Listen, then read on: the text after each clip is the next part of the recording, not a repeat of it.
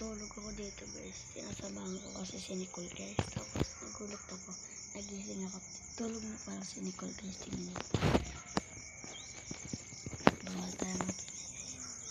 Bawal tayo mag-ingay guys. Baka magising si Nicole. Hirap patulogin yan eh. Kanina pa yan guys. Kanina pa yan. Ngayon tinali ko siya, nilakad-lakad ko ulit siya dyan. Tapos pinasyal ko siya sa burol ng ina niya. Ayan, bagsak na. Tulog na. Huwag tayo maingay guys. Bagsak na guys. Oh. Mamaya alis na tayo guys. Bagsak na, bagsak. Ginawan ko siya ng matutulugan para hindi siya, kasi kaninang gabi dyan siya natutulog sa mga lupa-lupa, sa mga bato na yan. Ayun yung kasi ng sapin guys. Hindi naman ba